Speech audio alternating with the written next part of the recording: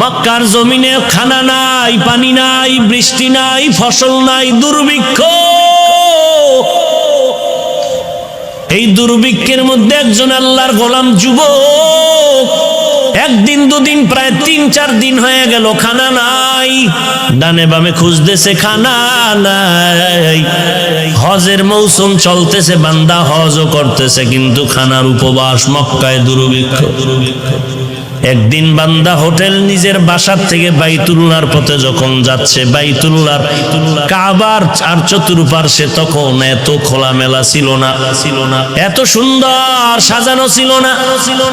আল্লাহর গোলাম যুবক রাস্তায় চলতে গিয়া বাইতুল্লাহর কিনারায় দেখে একটা রেশমি কাপড়ের মধ্যে কি যেন পড়ে আছে, পোটলা পড়ে আছে রেশমি কাপড়ের।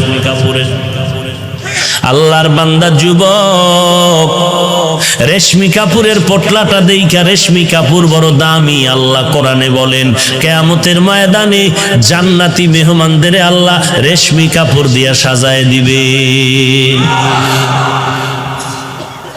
আল্লাহর বান্দা রেশমি কাপড়টা দেখিয়াও ধরে না, কার না কোন জিনিস ধরিয়া আবার বিপাকে পড়ে যায়। কিছু দূর রেখে আবার বান্দা চলে গেলেন। হঠাৎ মনের ভিতরে একটা খেয়াল আসলো। কি খেয়াল?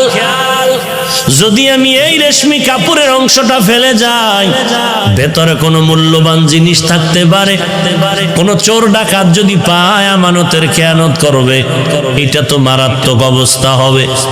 আমি আল্লাহর বান্দা মনের নিয়তটা খাঁটি কইরা যদি আমি আমানতের সাথে যেই লোকটা হারায় গেল, যার জিনিসটা হারিয়ে গেছে, তার হাতে পৌঁছাইয়া দিতে পারি, আমি আল্লাহর কাছে অনেক অনেক আমি বরকত পাবো, অনেক পুরস্কার পাবো।